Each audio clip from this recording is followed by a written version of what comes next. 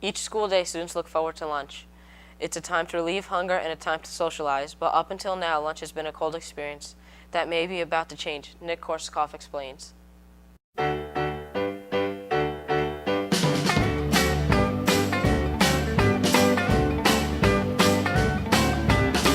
likes bread and butter. He likes toast and jam. That's what baby feeds him.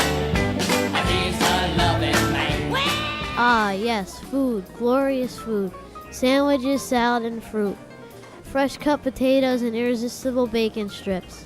How about this fare? Pasta in your choice of sauce. Oh, excuse me, I meant to say your choice of gravy. These treats for the palate are but a few of the items on the daily lunch menu at Passaic Valley High School. The menu at Washington Park School, on the other hand, well, it may not be gruel, but it's not glorious. The cold lunch currently served will not win any culinary cuisine awards. That's why hot lunch may be in our near future. Vincent Varcatapane, the chief school administrator, explains. We looked into the fact of renovating our kitchen here. We have a kitchen here. It's certainly not state-of-the-art, but it's a space, and we've hired an architect now that's going to take a look at refurbishing this space and making it acceptable to cook here. We'll have a company come in, cook all the lunches here, prepare them here, serve them here, and it'll be a totally in-house hot lunch and cold lunch program. The timetable for hot lunch may be surprisingly quick.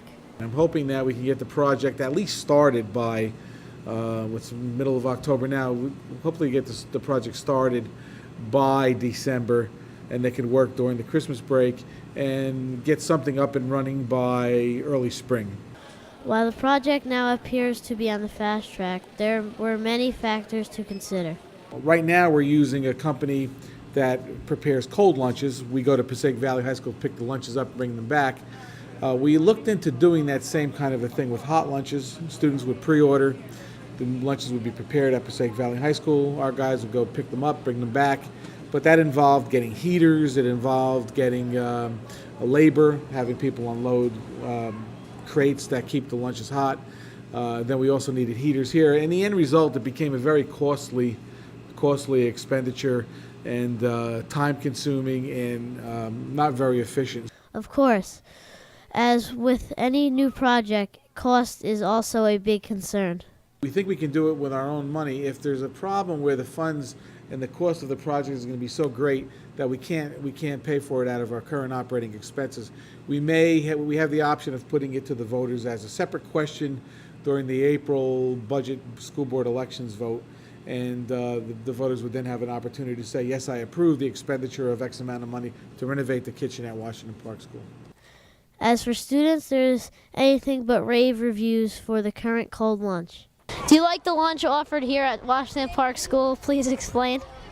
No, because they give you cold food. No, because it's too cold. No, a piece is too small. When we're having like the pizza, it's always cold. No, because it's cold.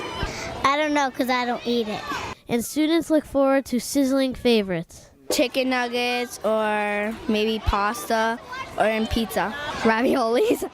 Soup, pasta, Burgers.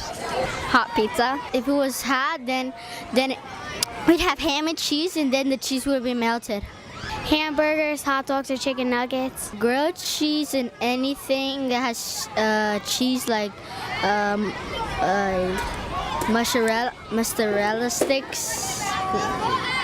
And so, if the hot lunch project is completed, Totowa will have many happy students and will have come a long way from our hot soup days.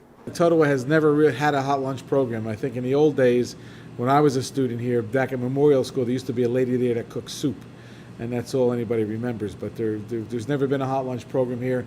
And you know, when I started here in 1994 as principal of Washington Park, the major concern from our parents was that the students ate in the classrooms. And because we didn't have a cafeteria facility, this all-purpose room here was used as a gym. So, you know, with the support of the community, we were able to build this addition, put the gym on, and now we have the students no longer eat in the classrooms. And the next hurdle now is to get the hot lunch program. I think once we get that going, will satisfy two very basic concerns that parents in the district have had for the last 20 years. The students here at Washington Park School are looking forward to the hot lunch program. Let's hope it happens. Reporting from the side entrance, Nick Korskoff, TVN.